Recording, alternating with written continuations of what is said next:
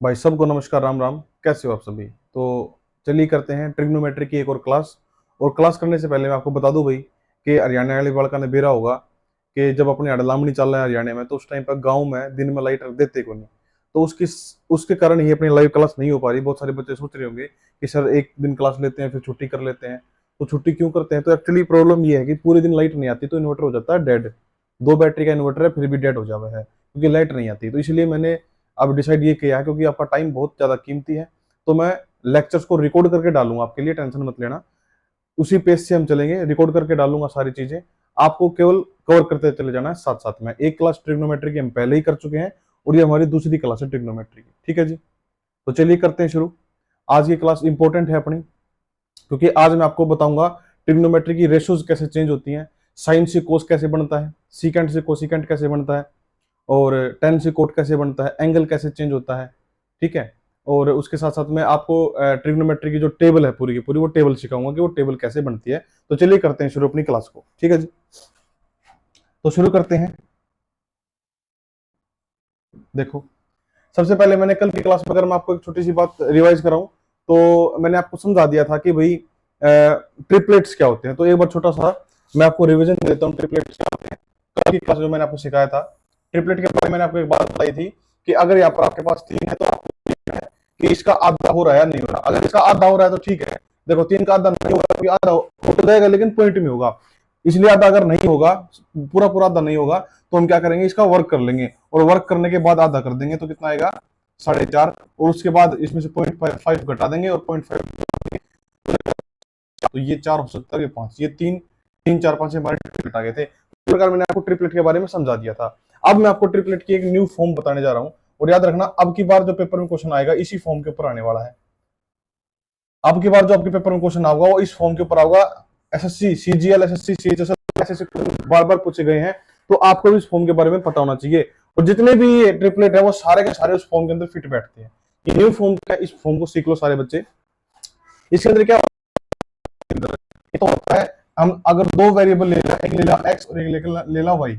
अगर हम 2 वेरिएबल ले ला एक्स और वाई, तो एक्स की फॉर्म में ट्रिपलेट कैसे लिखे जाएंगे मैं आपको ये बताना चाहता हूँ। एक्स वाई की फॉर्म में ट्रिपलेट कैसे लिखे जाएंगे मैं आपको ये बताना चाहता हूँ कि अगर हम, देखो सारे बच्चे, अगर हम एक्स का वर्क कर दें और वाई का वर्क कर दें, और मान लो एक्स, हम यहाँ पर मान लेते हैं कि एक्स बड़ा है वाई से, तो इनका अंतर, ये बेस है, तो इनका योग x square plus y square, ये इनका क्या होगा? हाइपोटेनियस होगा। और 2 इंटू एक्स इंटू वाई ये इनकी क्या होगी? हाइट होगी। ये दो चीजें इंटरचेंज हो सकती हैं। एक्स स्क्र इस तरफ आ सकता है और 2xy इस तरफ आ सकता है, लेकिन सबसे बड़ी भुजा हमेशा क्या होगी? X square plus y square. ये बात आप सारे बच्चे अपनी कॉपी में नोट कर लो। आपके पेपर में यहां से प्रश्न बन सकता है आपकी बार, पूरे पूरे चांस है भाई। हरियाणा वाले बच्चे सुन लो, और सेंटर वाले के लिए तो ये चीजें हैं जरूरी। जैसे मान लो मैं कहता हूं कि x की वैल्यू 4 है और y की वैल्यू 5 है, मैंने मान ली, सॉरी, हम y को थोड़ा छोटा ले लेंगे। देखो, y की वैल्यू 3 ले लो, 3 ले लो, कोई दिक्कत नहीं। तो आप देखोगे सारे बच्चे, यहां पर क्या बनेगा? X square plus y square. X square plus y square मतलब 16 प्लस में 9, तो आप पाओगे 25 पाओगे। और यहां पर क्या बनेगा? एक्स का वर्ग 16 माइनस में 9, 3 का वर्ग 9, तो कितना होगा? देखो सारे बच्चे, 7। कितना होगा भाई? 7 होगा। और 2 इंटू एक्स वाई, तो 2 इंटू 4 इंटू 3, कितना होगा? 4 12 दूनी 24, तो कितना आया? 24 आया। तो आप देखोगे कि ट्रिपलेट क्या बन रहा है? 7 24 25। और याद करो, मैंने आपको बताया था कि 7 24 25 क्या होता है? ट्रिपलेट होता है। देखो, अभी अभी हम इसको प्रूव कर लेंगे। अगर हम 7 ले लेंगे तो कैसे निकालोगे? देखो, 7 का आधा नहीं कर सकते तो वर्क कर देंगे, कितना आएगा? 49। आधा कर देंगे, कितना आएगा? 24.5।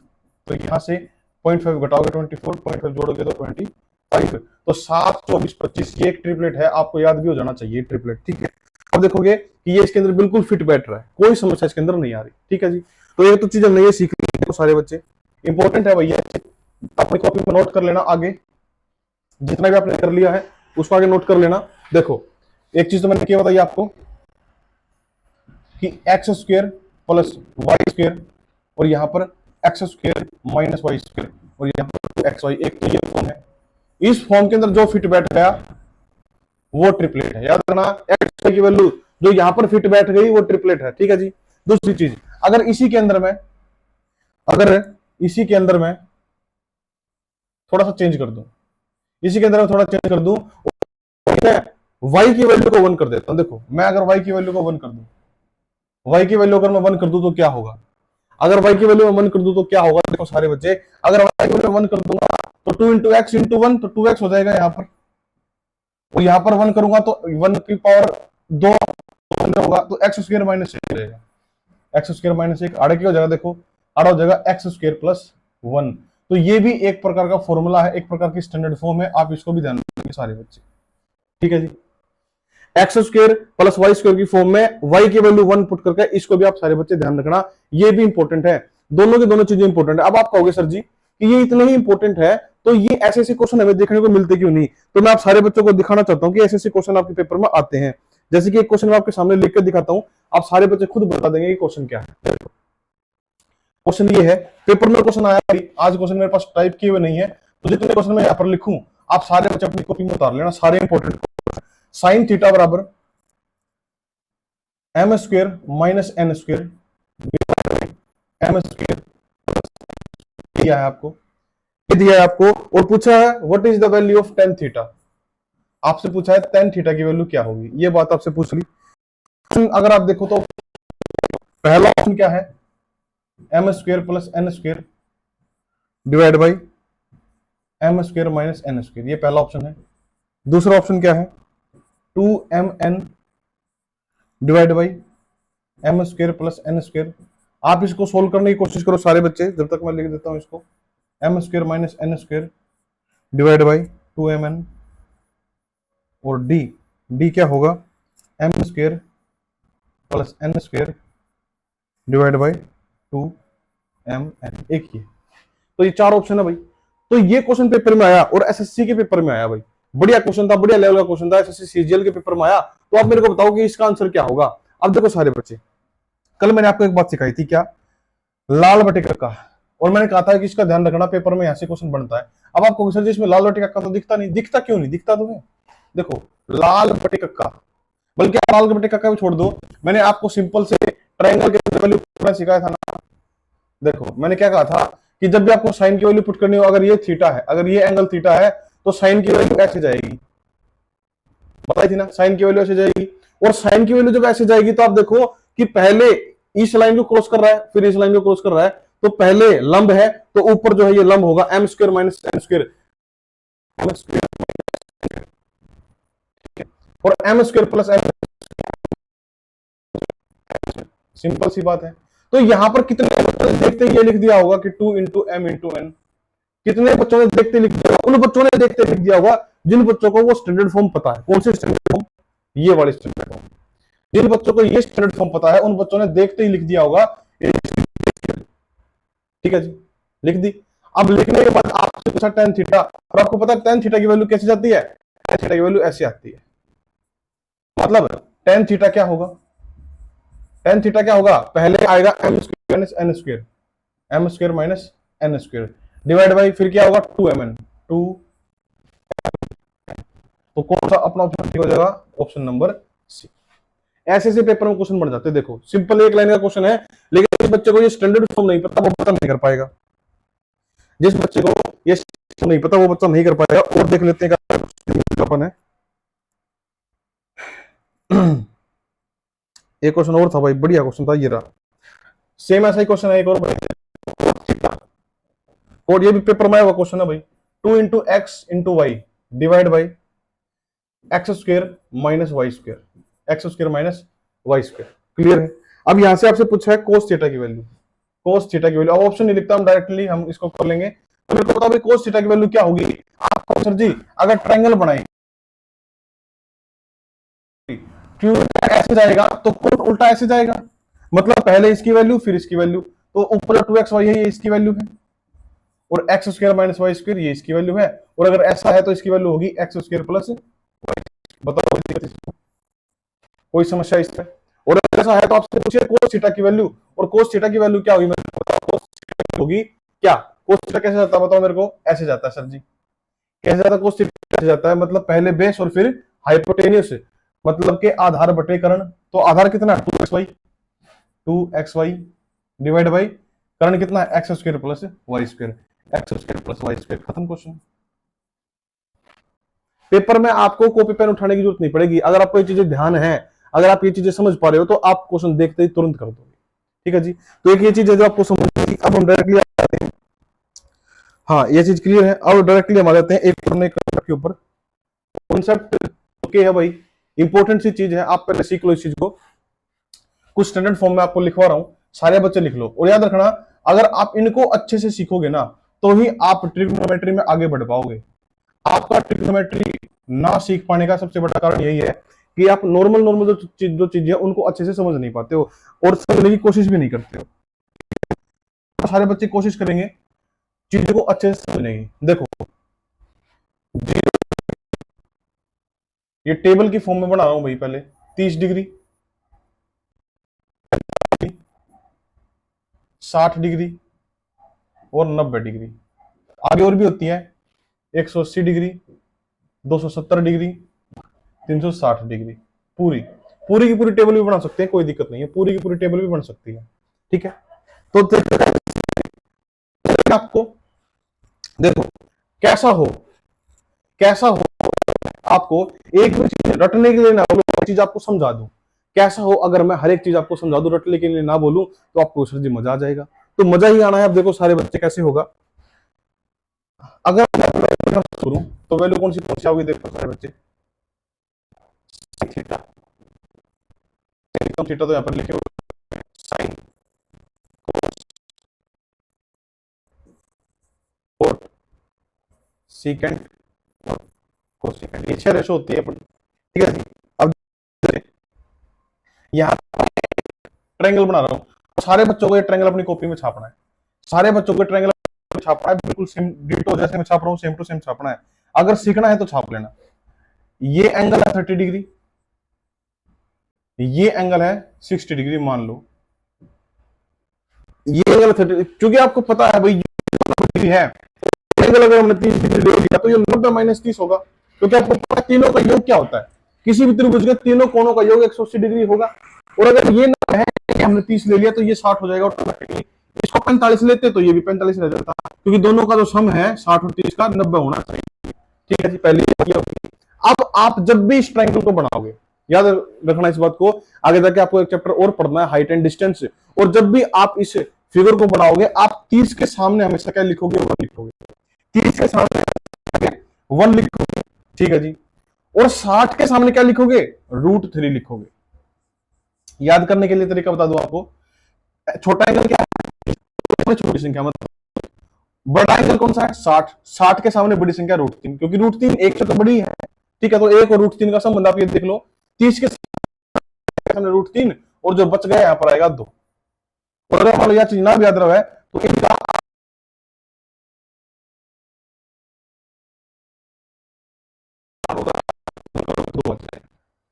ठीक है जी, तो यहां पर क्या है 1 √3 और 2, इनकी तिकड़ी आपको याद रखनी है, ये तिकड़ी आपको याद रखनी है तो आप कामयाब हो जाओगे। अब देखो बच्चे यहाँ पर क्या, अब आपको सर जी ये आपने क्या ये तो आपने कुछ रटवा दिया, तो आपको केवल इतनी सी बात ध्यान रखनी है, मैं रटवा नहीं रहा, ये बस आपको थोड़ा सा ध्यान रखना है, क्योंकि आगे जाके आपकी स्पीड बहुत ज्यादा बढ़ने वाली है इस चीज से।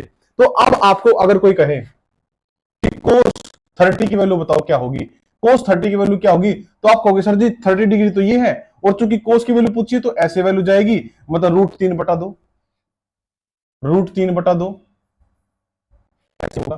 तो आप इस टेबल के अंदर cos 30 की वैल्यू यहां पर लिख सकते हो √3 बटा 2, कितनी लिख सकते हो, √3 बटा 2, √3 बटा 2, कोई दिक्कत इसमें, क्लियर है। अब पहले अभी हम यहाँ पर कुछ नहीं कर रहे हैं, अभी पहले मैं आपको टेबल बनाता हूँ, उसके बाद आगे बातें करेंगे। ठीक है, पूरी पूरी टेबल देख लो पहले, टेबल उसके बाद देखो टेबल बनाने का तरीका क्या होता है, 90 तक टेबल बनानी आनी चाहिए आपको, आगे वाली तो सिंपल होती है। देखो सबसे पहले लिखो 0, फिर 1, फिर 2, फिर 3, फिर 4। अभी ये जो मैंने आपको यहाँ पर बनाकर छोड़ा, आपको ये जो ट्रायंगल छोड़ा है, अभी इसका यूज हम करेंगे थोड़ी देर के लिए, इसको पॉज। ठीक है, यहाँ पर आ जाओ, 1 0 से स्टार्ट हो, 0 1 2 3 4, 90 30 डिग्री 45 डिग्री 60 डिग्री 90 डिग्री। बटे में लिखो इनके 4, 4 4 4 4 4, और यहां पर इन सब के ऊपर लगा दो root, root root root root. अब देखो क्या जीरो पॉइंट समथिंग क्या होता है आपको, जीरो पॉइंट समथिंग तो जीरो होगा, जीरो पॉइंट समथिंग जीरो होगा, तो यहां पर क्या होगा, ये जीरो आ जाएगा। 1/4, और 1 का वर्गमूल तो 1 होगा, और 4 का वर्गमूल कितना हो जाएगा, 2, और चूंकि 2/4 है तो ये पहले ही कट के 1/2 हो जाएगा, और 1/2 का रूट करोगे तो 1/√2 हो जाएगा, क्योंकि 1 का रूट तो 1 रहेगा, 2 का रूट √2 हो जाएगा। यहाँ पर 3 का रूट 3 और 4 का रूट 2, यहाँ पर 4/4 मतलब कि 1, और 1 का रूट तो 1 ही रहेगा। तो आपको ये सबसे पहले जो वैल्यू मिली 0, 1/2, 1/√2, √3/2 और 1, ये सारी वैल्यूज किसकी है, ये सारी की सारी वैल्यू साइन की है। किसकी वैल्यू है ये, साइन। अब यहाँ पर मैं इसको दे रहा हूं, और आपको ये आपने तार लिए होंगे, तार लिए, ठीक है जी, वीडियो पॉज करके तार लियो। अब देखो साइन की वैल्यू मैं डायरेक्टली लिख रहा हूं, 0 डिग्री पर 0 होगी, यहां पर 1/2 होगी, यहां पर 1/√2 होगी, यहां पर √3/2 होगी, यहां पर होगी 1 होगी, ठीक है जी। अच्छा, इसकी उल्टी होती है। अब कोस की वैल्यू इसकी उल्टी क्यों होती है आप ये भी सीख लो, क्योंकि बहुत सारे बच्चों को बता जाता है कि वैल्यू यहां से लिखने से तो उल्टी हो जाती है, लेकिन क्यों होती है ये भी सीख लो, लॉजिक एक बात का पता होना चाहिए आपको, ठीक है जी। अब देखो सबसे पहले तो इसकी वेरिफिकेशन कर लेते हैं कि हमने जो ये ट्रायंगल बनाया है, इस ट्रायंगल से साइन की वैल्यू निकल रही है नहीं निकल रही। अब देखो हमारे ट्रायंगल में दो वैल्यू है, 60 की है और 30 की, 60 की 30 की दो वैल्यू है।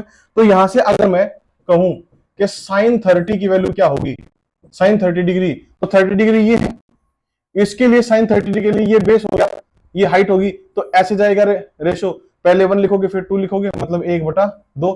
तो साइन 30 क्या होगी, देखो 1/2, साइन 30, साइन 60 की वैल्यू, साइन 60 की वैल्यू देखो, अगर साइन 60 के लिए मतलब आपकी आंख अगर यहां आ गई, तो अब आपके लिए बेस ये हो गया और ये हाइट हो गई। ये बात तो समझ रहे हो ना आप, पिछली क्लास में हमने डिस्कस किया था, ये बेस हो जाएगा और ये हाइट हो जाएगी। तो अब साइन 60 की वैल्यू निकालोगे, तो साइन का मतलब लाल बटे का मतलब लंब बटे कर्ण, तो लंब क्या है आपकी बार ये है, और कर्ण क्या है ये है 2, तो √3/2, √3/2, तो साइन 60 की वैल्यू देखो क्या आई, √3/2, साइन 60 की वैल्यू √3/2। क्लियर है, कोई समस्या यहां पर, कोई समस्या नहीं। आप देखो सारे बच्चे क्या होगा, जैसे ही आप देखते हो कि साइन 60 की वैल्यू है √3/2, ठीक है जी, और यहीं पर ऊपर आपने देखी एक चीज कि कोस 30 की वैल्यू कितनी है, √3/2, मतलब साइन की और कोस की वैल्यू सेम है किसी पर्टिकुलर एंगल पर, 30 डिग्री पर और 60 डिग्री पर, देखो है कि नहीं, साइन की और कोस की वैल्यू किसी पर्टिकुलर डिग्री पर सेम है। आप उल्टा ले लो, आप एक काम करो, कोस 60 की वैल्यू लो, कोस 60 डिग्री, कोस 60 डिग्री क्या होगा, देखो अगर ये एंगल लेते हैं तो ये हाइट होगी, तो कोस का मतलब क्या होता है, लाल बटे का मतलब आधार बटे कर्ण, तो ये आधार है, ये आधार हो जाएगा और ये कर्ण हो जाएगा, तो 1/2, 1/2, ठीक है जी। और अगर मैं साइन 30 की वैल्यू ले लूं, तो यहां पर क्या होगा, साइन 30 की वैल्यू देखो, साइन 30 की वैल्यू ये आएगी, तो ऐसे जाएगा, मतलब 1/2, 1/2। तो आप देखोगे कि साइन की और कोस की किसी पर्टिकुलर एंगल पर, साइन की और कोस की किसी एक निश्चित एंगल पर, किसी एक फिक्स्ड एंगल पर वैल्यू सेम हो रही है, 1/2, 1/2। यहां पर भी देखो √3/2, √3/2 सेम हो रही थी, इसकी 30 डिग्री थी, इसकी 60 डिग्री थी, इसकी 60 करी, इसकी 30 करी, तो फिर भी सेम हो गया। तो हमने एक चीज क्या चीज देखी कि जब जब इनके एंगल, जब जब इनके एंगल जो है उनका योग 90 डिग्री होता है, जब जब इनके एंगल्स का योग 90 डिग्री होता है, इनकी वैल्यूज इक्वल हो जाती हैं। जब जब इनके एंगल 60 इनकी वैल्यू हो जाती है। तो साइन कोस का हमने ये संबंध देखा, यही संबंध आप टेन कोट में देखोगे, यही संबंध आप सीकेंट और कोसिकेंट में देखोगे। तो अब यहां पर हम ये बात कह सकते हैं क्या, देखो अगर साइन 90 की वैल्यू 1 है, तो कोस 0 की वैल्यू भी 1 होगी, क्यों, क्योंकि साइन 90 इन 90 और योग जब 90 होगा तो उनकी वैल्यू क्या होगी, सेम होगी। उसी प्रकार यहां पर है इसकी 30 की होगी, क्योंकि 60 और 30 90, तो यहां पर √3/2, आपको बातें समझ में आ रही हैं। और इसकी 45, तो इसकी 45 होगी, 45 45 90, तो ये दोनों की सेम रहेंगी 45 पर। और यहां पर इसकी 30 तो इसकी 60, मतलब इसकी 0 साइन 0 तो 90 के बराबर होगी, मतलब 0। यहां पर कोई दिक्कत यहां तक किसी बच्चे को क्लियर है? देखो, अगर कोई भी समस्या आती है किसी बच्चे को कहीं पर भी, छोटी मोटी भी, कि सर जी बिल्कुल सिली मिस्टेक को, सिली डाउट भी अगर आ रहा है तो आप कमेंट करके जरूर बताना, ताकि मैं उसका रिप्लाई कर पाऊं। ठीक है जी? क्योंकि मेरा उद्देश्य आपको जल्दी जल्दी मोटे मोटे जादू क्वेश्चन कराना नहीं है, मेरा उद्देश्य है आपको पूरा चैप्टर कराना ट्रिग्नोमेट्री का विद प्रैक्टिस सॉल्यूशन। ठीक है जी? तो यहां पर देखिए, आज की क्लास में चाहे हम प्रैक्टिस ना भी कर पावा, लेकिन मैक्सिमम जो कॉन्सेप्ट है वो आज कवर कर लेंगे। अगली क्लास में या फिर लाइव क्लास में हम इनका जो है डिस्कशन कर लेंगे, अगर सारा सौदा ठीक रहा तो। ठीक है जी? अब आगे बढ़ते हैं। देखो, ये हो गया साइन और कोस। अब यहाँ पर tan की वैल्यू लिखते हैं। देखो, tan की वैल्यू लिखना बिल्कुल एक कला है। tan की वैल्यू लिखना कैसी कला है? सभी बच्चों को पता है tan की वैल्यू क्या होती है। tan की वैल्यू होती है सर जी, tan की वैल्यू क्या होती है? tan की वैल्यू होती है tan theta is equal to sine theta divide by cos theta. बताया था मैंने पिछली क्लास में। tan की क्या होती है? साइन थीटा बटे, तो बताओ भाई साइन थीटा होगी तो 0/1, 0/1, तो 0 अपॉन समथिंग 0, 0 अपॉन समथिंग क्या 0, 1 बटे √2/2, तो 2 से 2 कटेगा, कितना होगा 1/√3। दोनों सेम है, पूरा कट जाएगा तो 1 होगा, 2 कटेगा तो 3/1, मतलब कि √3 आएगा। और 1 डिवाइड बाई 0 मतलब कि नॉट डिफाइन, नॉट डिफाइन। ठीक है? अब बहुत सारे बच्चों को तो इसमें डाउट हुआ है कि 1 डिवाइड बाई 0 नॉट डिफाइन होता है कि इन्फिनिटी होता है। तो मैं पहले भी कई बार आपके साथ डिस्कस कर चुका हूं। किसी बच्चों को फिर भी डाउट हो कि नॉट डिफाइन कैसे होता है, तो हाँ, आप कमेंट कर देना, मैं इसके लिए स्पेशल वीडियो बना दूंगा। नॉट डिफाइन और इन्फिनिटी बिल्कुल सिंपल सा कॉन्सेप्ट है, आपको भटकने की जरूरत नहीं है। हर एक टीचर अपनी अपनी राय देता है, अलग अलग चीजें बताता है आपको, लेकिन मैं आपको सिंपल सी 2 बातें बताऊंगा, आप जिंदगी में कभी नहीं भूलोगे। ठीक है जी? आगे बढ़ते हैं। तो अब जब हम लेते हैं कोट, तो मैंने बताया था जो संबंध साइन और कोस के बीच, मतलब एंगल का संबंध 90 होगा, उनकी वैल्यू सेम होगी। इसकी 90 डिग्री पर जो वैल्यू होगी कोट की 0 पर सेम होगी, मतलब कि नॉट डिफाइन। इसकी 60 पर जो वैल्यू होगी उसकी 30 पर होगी, मतलब कि रूट। इसकी जो 45 पर होगी इसकी भी 45 पर होगी, क्योंकि 45 45 90, तो एक यहां पर आ जाएगा 1/√3 और यहां पर आ जाएगा 0। कोई दिक्कत, कोई समस्या? कोई समस्या नहीं। आगे बढ़ते हैं। साइन कोस टेन कोट, अब ले आते हैं सीकेंट। तो आपको ये सारे बच्चों को कि सीकेंट, इसने मैं हटा दूंगा एक बार, ये तो आपने वैसे प्रैक्टिस के लिए मैंने लिखा था, उतार लिया, अगर उतारना हो तो उतार लेना इसको पॉज करके। सीकेंट की वैल्यू क्या होती है बताओ? सीकेंट थीटा होता है 1/कोस, मतलब कि कोस थीटा का उल्टा, कोस थीटा का उल्टा। तो कोस थीटा का उल्टा, अब एक का उल्टा करोगे आप, मतलब एक का एक करोगे तो एक रहने वाला, √3 का उल्टा करोगे तो 2/√3 हो जाएगा।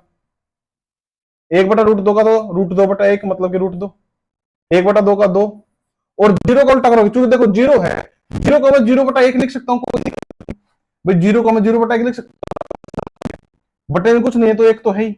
और अगर मैं इसको उल्टा करूंगा तो 1/0, और जैसे 1/0 आया तो यहां पर क्या हो जाएगा? Not define. क्या हो जाएगा? Not define. ठीक है? कोसिकेंट की वैल्यू लिख लेता हूं मैं, कोसिकेंट की वैल्यू, कोसिकेंट की वैल्यू सीकेंट की उल्टी ले लो, फिर 2, फिर √2, फिर 2/√3, और फिर ये सारी वैल्यू आ गई भाई 90 तक आपकी।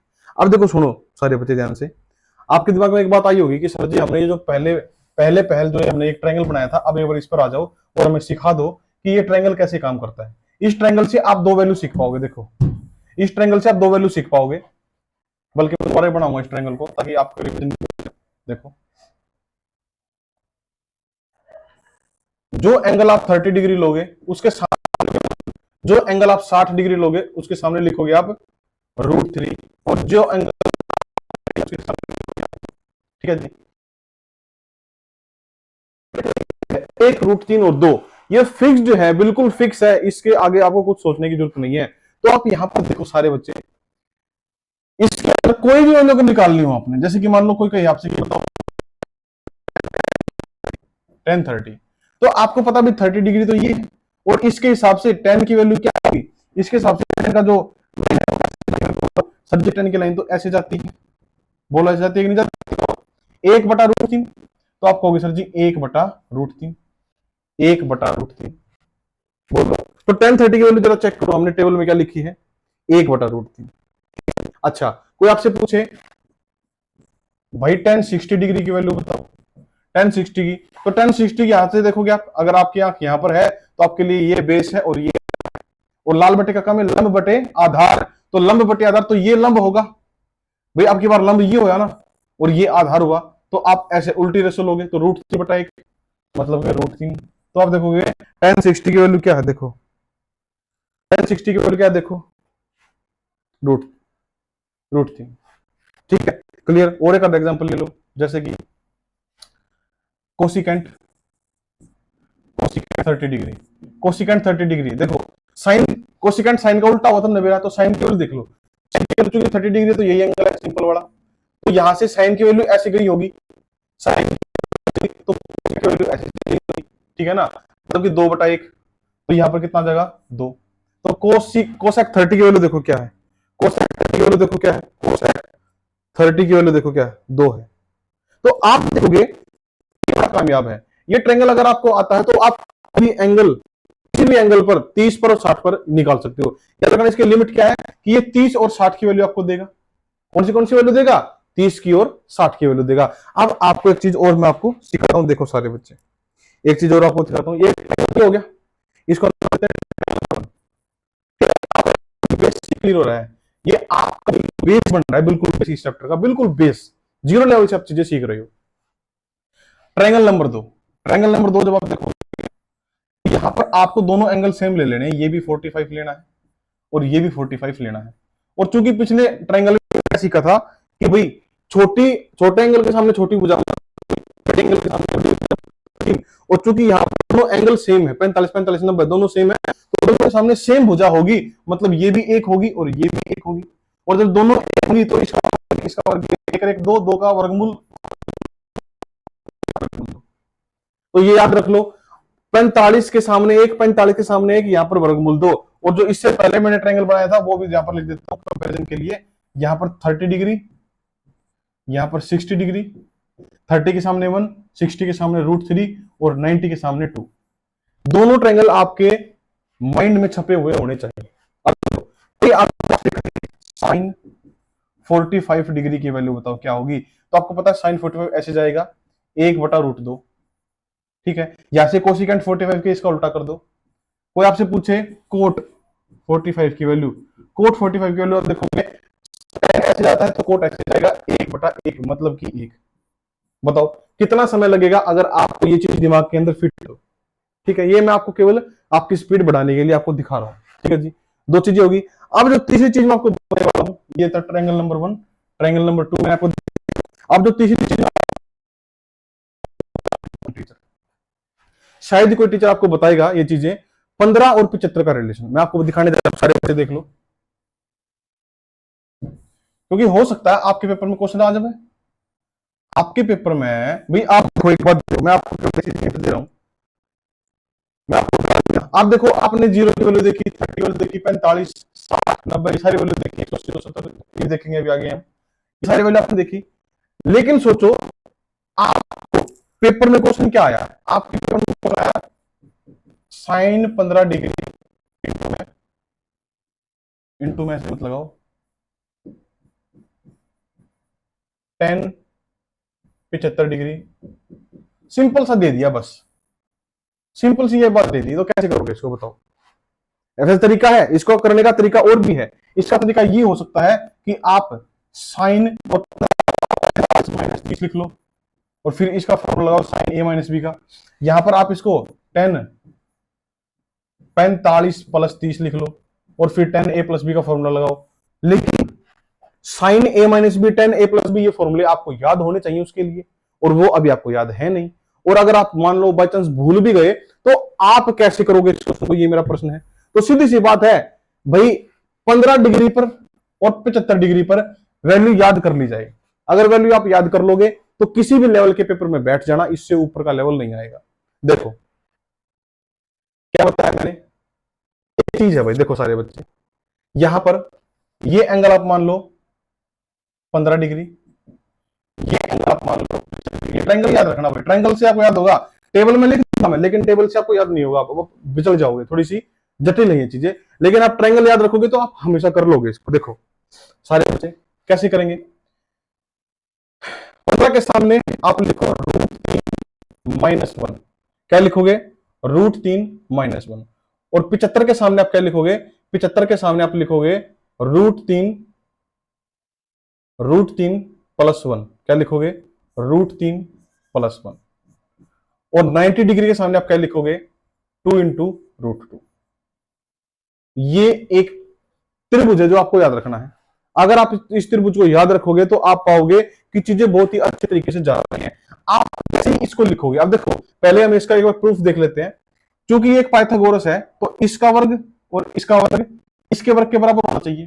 तो इसका वर्ग देखो क्या होगा, √3 - 1 का वर्ग जमा में √3 + 1 का वर्ग बराबर होना चाहिए 2 × √2 के वर्ग के। तो वर्ग करते हैं इसका, √3 का वर्ग देखो a - b का वर्ग, a - b का वर्ग, तो a का वर्ग प्लस b का वर्ग, a का वर्ग -2 2 × √3 × 1, तो 2 √3 प्लस यहाँ पर देखो a² + b² + 2ab, मतलब कि 2 √3।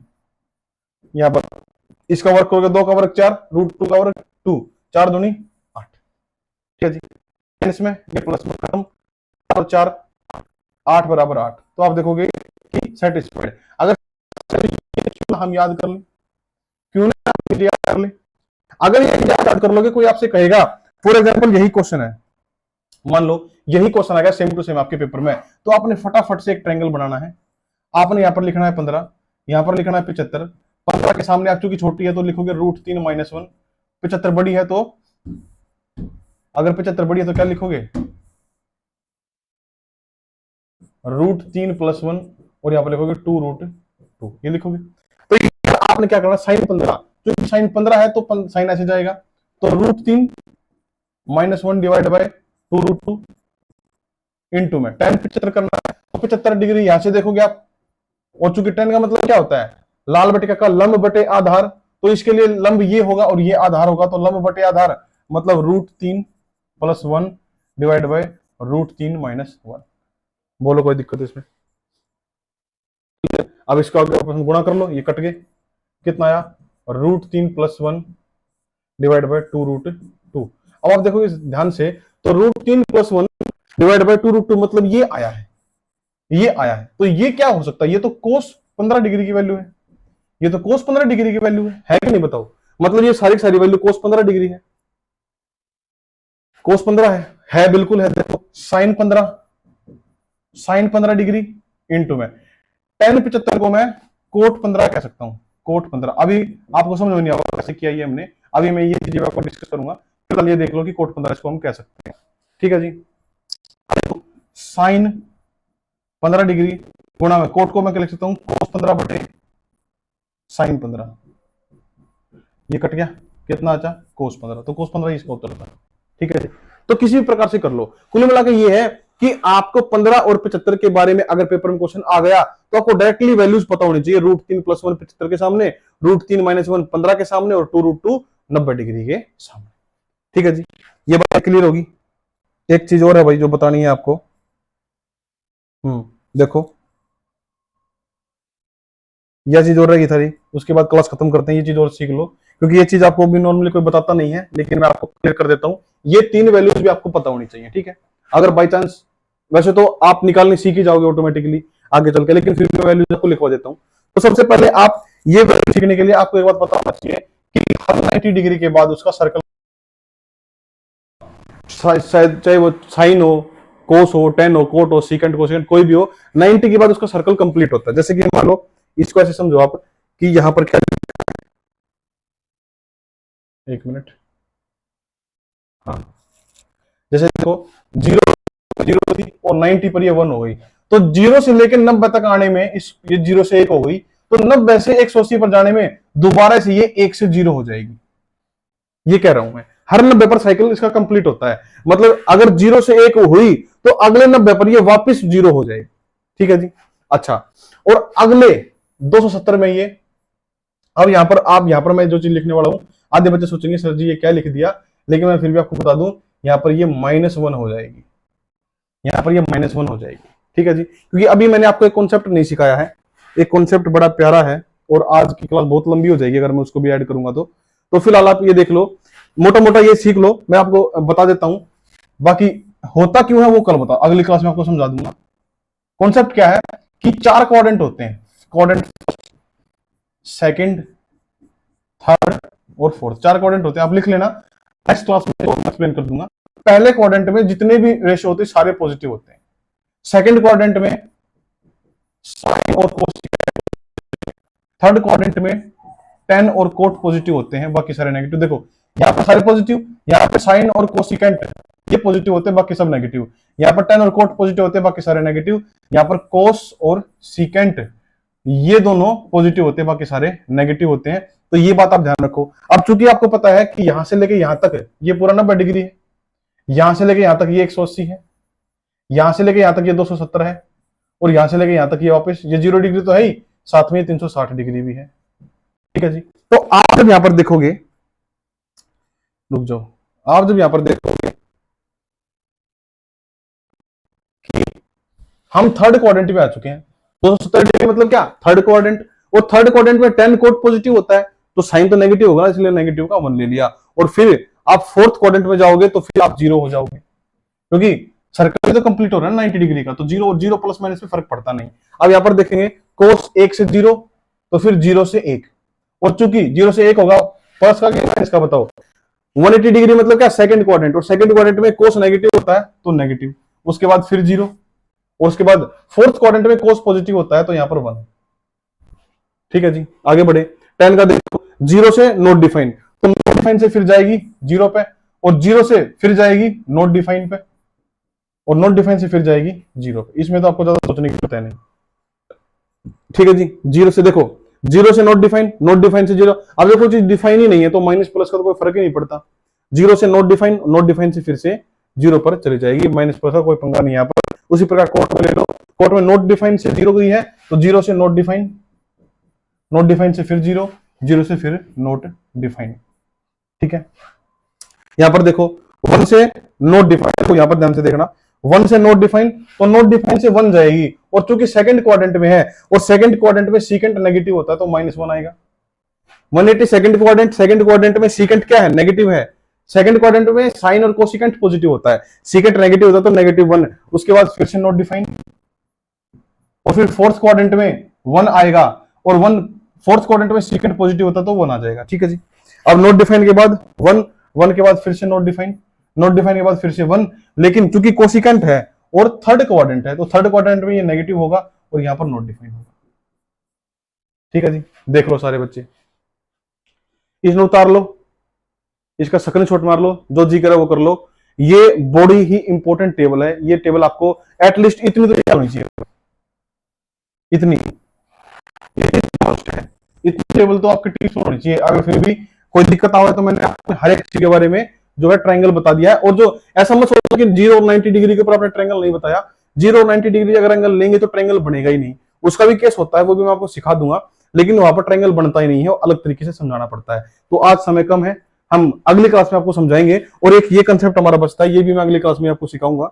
जो कंसेप्ट हमारा था कि ये कोऑर्डिनेट के अंदर ये ऐसा क्यों होता है कि यहाँ पर सारे पॉजिटिव, ये साइन कोसिकेंट यहाँ पर पॉजिटिव ही क्यों होते हैं, नेगेटिव क्यों नहीं होते, हर एक बात का जवाब मिलेगा। सारे बच्चे कमेंट बॉक्स में इसका उत्तर देना सारे बच्चों ने।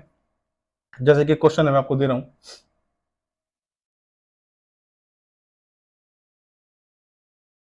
Coat 15 degree, cot 15 degree into secant, cosecant, cosecant लगा लो, कोसिकेंट 75 डिग्री ना, कोसिकेंट 15 डिग्री लो, कोसिकेंट 15 डिग्री, ये किसके बराबर होगा? आपको इसका आंसर कमेंट में देना सारे बच्चों को। ठीक है, सारे बच्चों को इसका उत्तर कमेंट में देना। ठीक है जी, और जो नेक्स्ट क्लास होगी, देखो मैंने आपको बता दी है मजबूरी क्या है, लामणी चल रही है और पूरे पूरे दिन लाइट आती नहीं है कि भाई स्पार्किंग के कारण हो सकता है वही गेहूं आग लग जाए, नुकसान बने किसी का, और किसानों के साथ ऐसा नहीं होना चाहिए, इसलिए अच्छी बात है हम थोड़े दिन बिना लाइट के रह सकते हैं, लेकिन भाई नुकसान नहीं होना चाहिए किसानों का। तो कोई बात को नहीं, अगर लाइट ढंग से रहती है, चांस बनता है तो प्रैक्टिस के लिए मैं लाइव क्लास के लिए आऊंगा। अगर नहीं आ पाया तो ऐसे ही एक और रिकॉर्डेड क्लास प्रैक्टिस के लिए डाल दूंगा आपके लिए। और अब डेली अगर लाइव नहीं आ पाया तो रिकॉर्डेड क्लास तो आएगी ही आएगी, तो टेंशन मत लेना। अब से रेगुलर क्लास में लूंगा। और ना लेने का रीजन सिर्फ और सिर्फ ये है कि भाई लामड़ी चल रही है और लाइट नहीं आ रही, ये रीजन और कोई रीजन नहीं है। ठीक है जी, तो नेक्स्ट वीडियो में फिर मिलते हैं, तब तक के लिए धन्यवाद, बाय बाय, टेक केयर।